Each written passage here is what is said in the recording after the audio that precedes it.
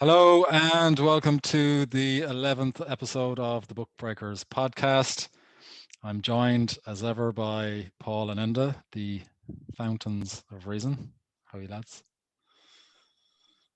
What's up? How are we after the final on Sunday?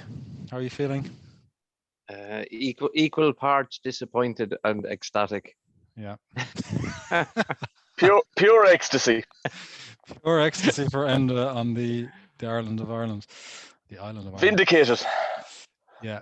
Oh, vindicated. Oh, here we go. Vindicated. Here we go. Vindicated on penalties. Right. So, If you say so. On this week's pod, we're basically going to review the Euro 2020 final. So we're going to get the lads' thoughts on team selection from the two managers, the performance of both teams.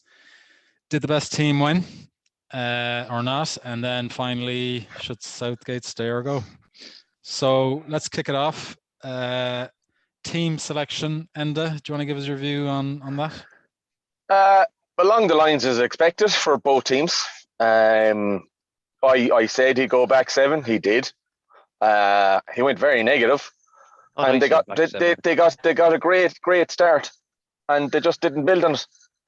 They just sat back, and as Ronnie Whelan said in the television, once you get used to sitting back when someone scores against you, you can't just suddenly turn it on. You've done that for 40, 50 minutes at that stage. You can't suddenly turn it on. You're on the back foot then. Yeah. They were lucky to get to extra time for a finish, I think, and yeah, it happened. Well, on your Ronnie Whelan point, it's not just 40, 50 minutes, is it? It's the entire tournament. Yeah. I mean, they didn't. He set out like, did Sam Allardyce ever win anything? We're not talking the second division with Limerick FC, and we're not talking taking West Brom Albion from the old third division to the old second division. That's all he ever won. Okay, so if you play like Sam Allardyce, playing not to lose, you're going to get what Sam Allardyce gets. Nothing.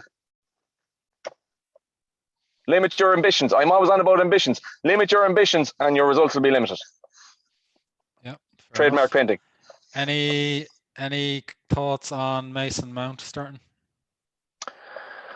I don't think he was used properly throughout the tournament, to be perfectly honest. He was in the team, and I thought they could have made more use of him. Like Harry Kane's your main striker. He got no touch in the opposition box. Damning indictment or what? Yeah. And okay. Sterling is a disgrace. Every time the ball goes near him, he's throwing himself on the ground. For me, 2 yellow cards, get off. Yeah. And in terms of Italy, there weren't really any talking points, were there, with their starting lineup? It was basically no.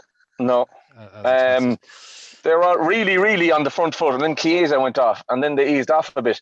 But then towards the end, like experience came into it, I think, for me, big time. The Italians had a lot more experience from the back up. England didn't, and they had a lot more experience on the line as well. England are trying to out pep.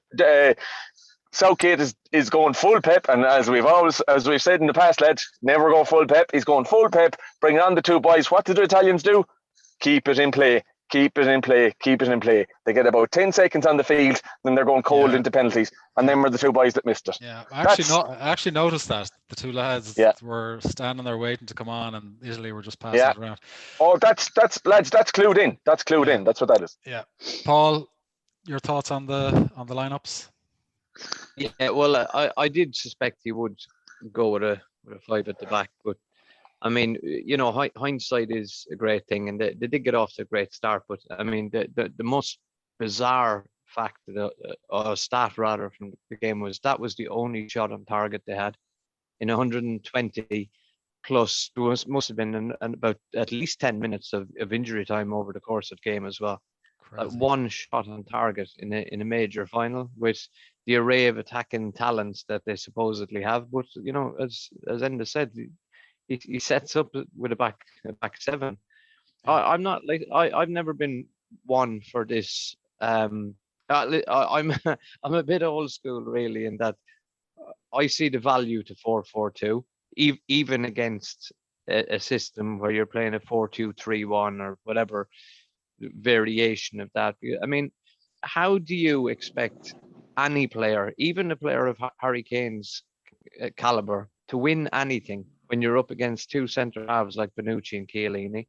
You've got three defensive-minded players sitting in front of that Italian back four. Now, the Italian back four on its own would probably have been able to keep England out for 120 minutes. But there's always too much of a gap for me between, especially when you're playing with two defensive midfielders, between the midfield and that striker. Do you know, I don't know. It's a funny system, really. That central midfield pairing, I thought they did very well. Like individually, they did well. They did their jobs, but collectively, a lot of side-to-side passing, a lot of back passing. But we said this after the first game, Alan, didn't we? And Paul, we said this, like, he's playing with no midfield. Yeah. You've got your back seven, big gap, and your front three. There's like Paul said, too much of a gap. You can't have a gap like that. You can't have a gap like that in youth football. How can you have it at international level? Like, I mean, I don't get it. It seems to be a system that's played. You know, I couldn't hazard a guess of what percentage, but I would say about 3/4 of teams play with some variation of the 4-2-3-1 now. But it's very similar really to the system that United play with, where they've played two defensive midfielders, and there is too much of a gap. You know, there is way too much of a gap from those two to the attacking players. It stands to reason, really, and I think ultimately that's what cost them. Yeah. The reason I'm asking about Mount is he you know, he's not the runner, you know, that Saka is in terms of the pace he has and the way he can run at defenses. So I think it was in the semi-final they had Sterling and Saka who started, and it seemed to work very well to counterbalance that whole, you know, midfield issue in terms of turning from defense into attack. So when he started with Mount, I think he was already starting in an even more defensive mindset around, like, not given too much away. Maybe like a lot of the time though, again in the Denmark game, Saka and Sterling lost it. Maybe he had Mount there to hold on to the ball. Yeah, but I think, you know, if you have a back seven, I think then Mount, you need to break quickly. And if you only have Sterling effectively as your pace outlet, then the Italian defense have that's a good point. Relatively easy job, you know. But like Mount is a victim of that system as well. Like an awful lot of players are these days. Mount is in effect you see him playing. Do you see the Champions League final, semi-final? He's not a winger. Yeah. How many players, like, you know, these supposed number 10 type players are there at various clubs across the country, across Europe, and people say, well, I don't know where their best position is. We know where their best position is, but they're not playing in that position because in the formations that their clubs are playing and their countries, that position doesn't exist. You know, where do these people fit into that team? I think you've hit on a wider point there as well, Paul. The balance in the English squad was way off. There was too many 10s in it. Yeah. But that three, you know, there was Grealish. There was too many. Yeah. Well, too many similar type player, really, wasn't there? Well, we made it's a very good point there, because I think Grealish would have suited that system and that position better than Mount would have in reality. Didn't do a lot when he came on, though. Would have, to agree. No, he didn't. I mean, I think there's a lot of pressure on Grealish to be this star performer. Like, you know, he lifts the crowd when he comes on, but that puts expectation on a player. Now, I don't think Jack Grealish is the sort of player that can't handle that expectation, but I'm not convinced he can deliver on that expectation. I think I think the expectation exceeds the skill of the player, to be honest. No, I don't buy that for a second. In order for you to play well, the skill of the player. In order for you to play well, you have to believe that your coach has faith and confidence in you. And basically, he's been misused in the tournament or underused. He comes on in the semi-final and gets taken off again after 20 minutes, and then he's supposed to come on in the final and magic up, you know, something again. Like, well, come here. All he does when he comes on is come on, run into the nearest player, and go down.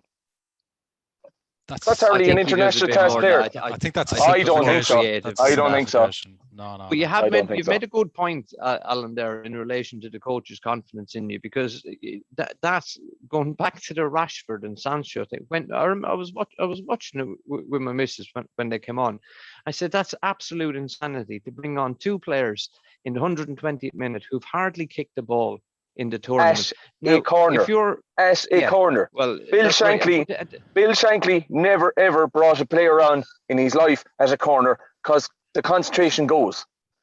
I They think were very Rashford lucky. was Very put lucky. in at right back. But Yeah. the point is that these two players have been sat on the bench for the entire tournament. Now, that must have knocked their confidence, especially Sancho with a 73 million pound move to United about to be sealed. He's thinking, on one level, he's thinking, God, this, my career is about to take off big time here. I'm an in-demand player. But then he gets a run out against Ukraine. I think that was the extent of it. You bring them on 120th minute without any tournament experience up to that point, and put them in the most pressurized position they've probably ever been in their career. So the reason it was obvious what was going to happen. The reason I'm asking about Saka in particular and Mount was, clearly when it came to trust, and Southgate does this, right? He's just got players he trusts, like Sterling, who even came into the tournament out of form, still played him because he trusts him.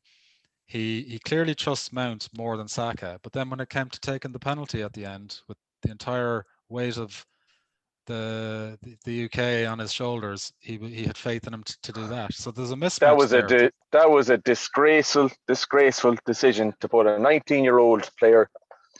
Doesn't matter. Put a 19-year-old player in that situation. Yeah, it's disgraceful. The right see what I mean? on the wall. Southgate said, "I picked the penalty takers." So you're good enough to take the most pressurized penalty in 60 years, but you're not good enough to start. I don't trust you enough to start. That's wrong. But are you looking at your senior players there, turn around and say, "No, Gaffer, I'm taking this." Absolutely. Well, Kane mentioned that these people, in commentary. Was it a thing of cockiness? The boys went up, "We'll take the penalties, boss." And if that's the case, they were specifically brought on to take the penalties, weren't they? I know. Obviously. So you could say, that was a bit Southgate's decision. It's a bit like a nanny state, right?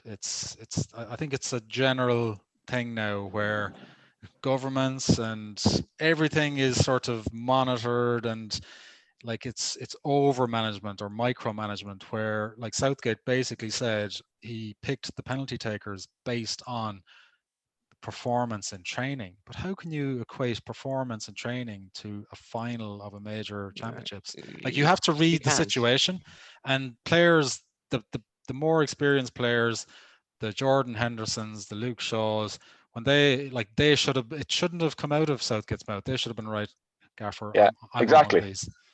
And it didn't. Grealish as well. Grealish takes them for Villa, so he should be there. I take them. He doesn't take them for Villa, and he has come out saying he doesn't. Yeah, he said he's not really great at them, but he said he wanted one, but he didn't seem to have that choice. Right. It was disgraceful putting that young lad taking that penalty. Yeah, absolutely. But no, the point I was about to make was he came on in the 70th minute, Saka, and you could see the occasion was getting to him. He was nowhere in that game for the last whatever it was 50 minutes, if you include the extra time. He hardly got a kick at the ball. He clearly wasn't in the game, and then you put him in that position to take the penalty. I do think that he didn't. I wouldn't say he made many mistakes in the tournament, Southgate, but I think his selection of penalty takers. I mean, when I saw Harry Maguire step up, I thought, right, at least fair play to him. He's got the balls to do it, and he took his penalty well. There's one thing I will say, and I'm not Harry Maguire's biggest fan, but he is a leader. You can see he's a leader, and you can see the difference he makes in the team as a centre half is that he tries to play the ball forward. He tries to push, from defence to attack. He's very good at that. I wouldn't say he's very good at defending, but in that position. So I see Maguire as a leader, but I don't see many other leaders in that team. I to be honest, you're clutching at straws saying that, because, like you said, there's no one else. Henderson provided a small bit when he came on, but he's over the hill, like, and he was always going to look good when the other two lads that he replaced, either of them that he replaced, all they were doing was passing it over and back. But do either of you see Harry Kane as a leader? Because I've No, never really no. seen anything specific from him that makes All he me does think. is say the right things to the media. Yeah, but there's different types of leadership. Then again, I think arguably so does Southgate. Maguire is like, talent-wise, he's not the greatest, right? But he does try to lead, and he tries to do the right things on the field and take on that responsibility. But Harry Kane then is just more of a speaks with his performance type guy, like does it on the pitch, but he's not really good at galvanizing lads around him. But in that, are we looking at England's problem? That they've always had a talisman, and this was Italy's problem that we discussed before the tournament, and how we discussed how Italy suddenly have a chance because they don't have that talisman. That if the talisman gets stopped, it affects the whole team. Whereas Italy, they were a team rather than an individual. I think if I had to there's a bit of that in it. I think if I had to pinpoint it to one thing, and I think they tried to win the Euros through a manual. Everything was like coaching based, but the responsibility of the players on the field to react to situations just wasn't there, and that's probably through leadership. Like when they went 1-0 up after 2 minutes and were running at Italy, and Italy looked all over the place, that's when on the field you need to like look around at each other and say, right, lads, we have these lads. We need to go for the second goal here, not coach, and okay, coach, sit back, and absolute disaster. Like if ever there was a championship left behind, that was it, because they were definitely the better squad and better everything. Better squad, but I mean, I don't know, were they? I think Italy were the better team throughout the tournament. There you go, exactly. I mean, Italy and they better performances all along as well. Knocked out Spain. I think Italy had a harder run. I think they certainly deserved it more. Absolutely deserved it. First team to win. First team in the history of the Euros to win 2 penalty shootouts in a row. Yeah. But that's nerves of steel, isn't it? It is. Like they completely deserved it. What you have to admire about them is how they stuck in the game to get back to 1-1. But when they got to 1-1, they also became very cynical. Like there was a lot of just pass. It really looked like they wanted to get to extra time and pens, because there was a bit more about them than England. Yeah, there was a little bit, but there was huge spells where if you saw the likes of Chiesa, when he got it, he turned, and there was ambition there. England just got it and fannied about it in midfield. That was about it. Yeah. And like I said, the only time there was ever any danger was when Sterling went into the box, because he was looking to go over. Yeah, I thought when Saka came on, he looked really dangerous. Like Chiellini was afraid of his life of him with his pace. But and then Chiellini dumped him on the ground, and that finished him. He was ineffective, though. I mean, he didn't he there's no doubt he's a talented player, and like he probably will go on to become a considerably better player. But I thought he was disappointing when he came on. But is that like one of the problems that England had? And we touched on it by saying like Italy were a better team. But like to be a good team, you have to play regularly with each other. You have to know the lad beside you. You have to know, you go, I sit, all that. Exactly. There couldn't have been any cohesion in the England team, because he kept chopping and changing the wide line, and like. When we were going into the tournament, Alan, you were all, let's go England, all this, but we were there to you. We were saying, does he know his best 11? No, he didn't. Did we know his squad, who we were going to bring? No, he didn't. No, we didn't. And we thought he'd be chopping and changing, and he was.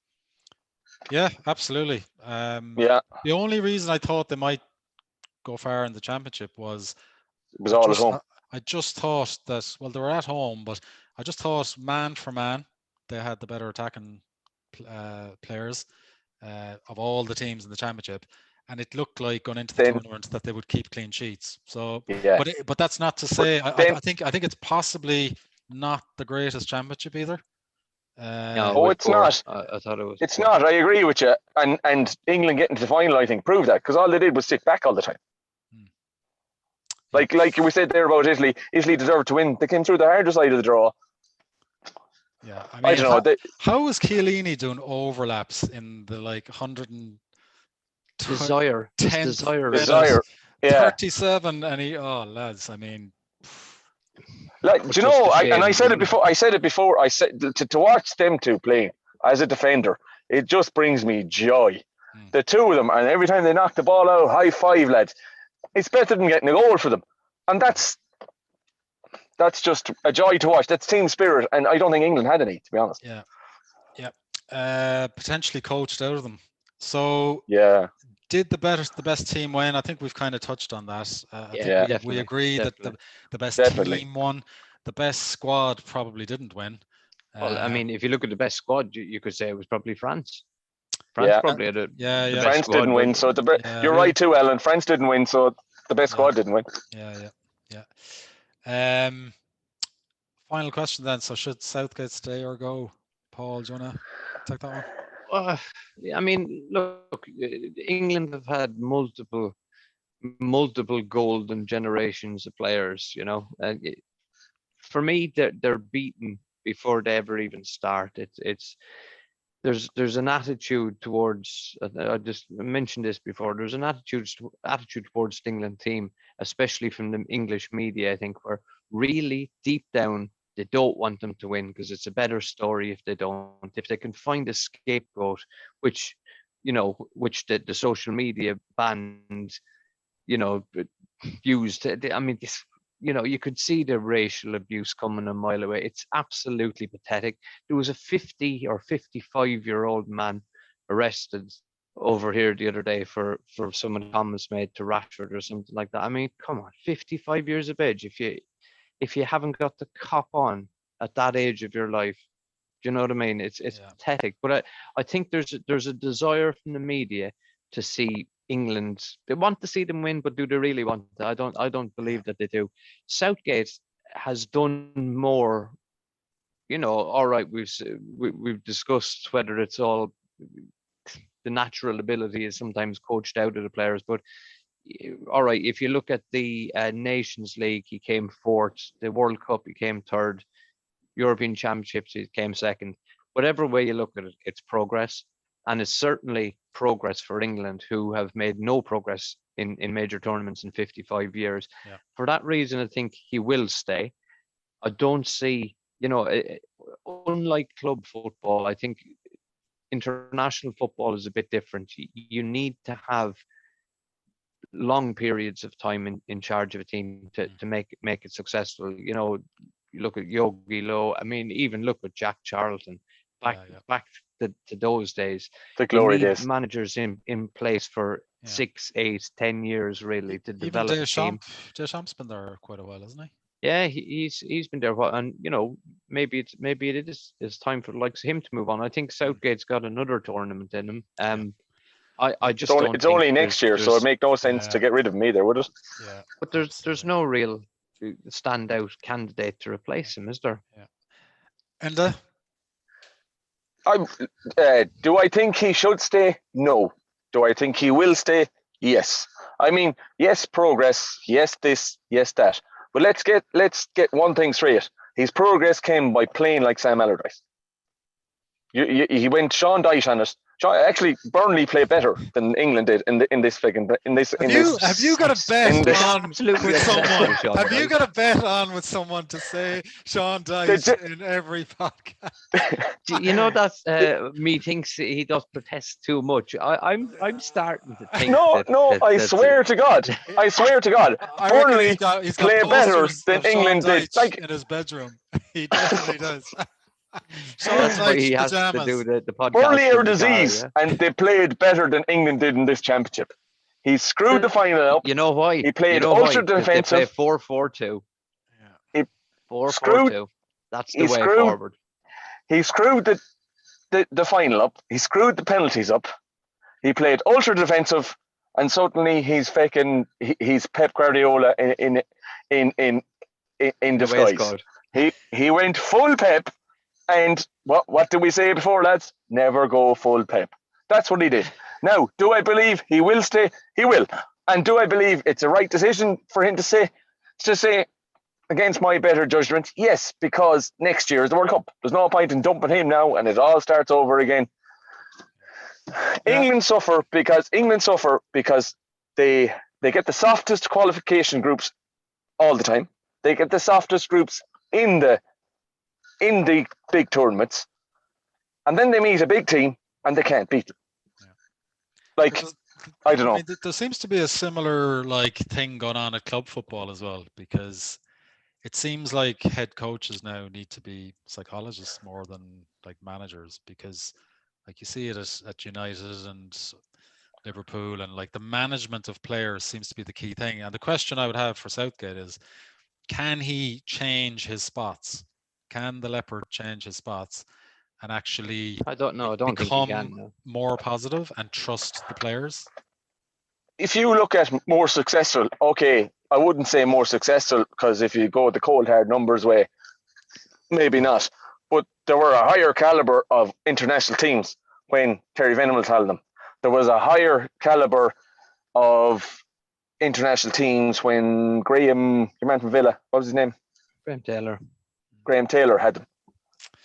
But they were managers. They were managers. Those players loved to play for them, and they played better football. If I'm not mistaken, was it Graham Taylor or Venables got them to a World Cup final, World Cup semi-final? Yeah. Could have been Taylor. Bobby Robson. Bobby Robson. Yeah. There's another guy. What's the common theme between those three guys? Managers, likeable lads. What's his face? Oh, Southgate has the personality of a wet paper plate. He's all about sound bites. Okay? He's all about being in with the fucking FA, and as long as he's in with the FA, he has a job. And you know what? He's figured it out, and fair play to him. Sean Dyche is a powerful personality. Sean Dyche could be as good as him. No, but the question I'm asking is, progress for Southgate, given the fact that he got to the final and only lost on penalties, progress would be winning the World Cup, right? Never going to happen. No, I could see them going out in the quarterfinal. Yeah. So on that basis, if the powers that be will have to ask themselves, do we think Gareth can overcome his innate sort of defensiveness and fear ultimately, isn't it? It's, if you go 4-4-2, Paul, that means you're trusting your central defenders and you're trusting your defenders to do their job, and you're allowing yourself to have two wingers on the team who can do more attacking and all of this. Is he able to do that? Is he able to actually play Saka and Sterling and get more supply to the likes of a Kane and give Kane a partner? Or is he just going to try and, slightly improve his current back seven? But if all these teams play, this system, this 4-2-3-1 system, you're almost I'll play it because he's playing it. Do you know what I mean? You're almost trying to cancel each other out. Why doesn't somebody like Sean Dyche, just using him as an example, because he does play with a 4-4-2 system. If he had better players in that system, imagine how well he do. Why is it that somebody doesn't try to do something different? And England, I believe, have the players to do it.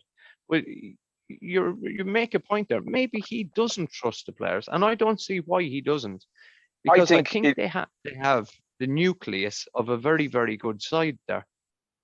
I think he doesn't trust the right players, because if you look at Saka, maybe Saka's young, we'll give him a break. But you look at Sterling, he's not going to come back. But if you had Sancho and you had him in the right frame of mind, all you want him to do is, instead, when he goes forward, to just cover back that space in front of the right back or the left back, whichever side he's playing in. That's all you want him to do. Sterling wouldn't do it. People are obsessed with these attacking fullbacks now. I know it's going back. It sounds a bit old school to say it, but since when do defenders since when should you expect defenders to do anything other than defend as their primary job? If you play with a solid back four, like Italy do, and have a solid keeper behind them, which I think that might be a bit of an issue for England, because I don't trust Jordan Pickford at all. I don't trust any of the English keepers. Southgate does. No, it's one of the positions they're probably weak in, really, to be honest. But if you've got a solid back four and a decent keeper, that gives the other 6 players in that team the license to attack a bit more than it does. You know, if you're playing with a back 6 or a back It 7, should do. It should do. the front Lack of 3 have no creativity, chance. lads. They have absolutely no chance because Now, they're outnumbered obviously, from the start. you know, tournament football is a bit like chess, so you know there is a balance to be had. But anyway, we need to draw a line there. I'm just quickly going to run through the final of the NAP competition, which finished on Sunday evening. So as you can see there, Max. Oh, Georgina got won it. Yeah, zumped in the end. Georgina got pipped at the post, and I have to say fair play to Max because he actually had it won, and he had a nap or 2 left, and he played them. And if they lost, he could have lost. So it was close, wasn't it? Yeah, very close in the end, but some serious scores there. Plus 353 is a very good score over the course of the season. And then we also had the final of the 2 private leagues for the Euros as well. So, Just outside the money. I know, yeah. I saw that. Very close. Right, guys, that's it for this week. Good chatting to you. Some good debate there. Be interesting to see what the England camp will do with Southgate. Very likely to stay, but let's see. Certainly. Yeah, and we'll be back next week with another pod. So, cheerio. Farewell. Peace. Farewell. See you guys. Thanks.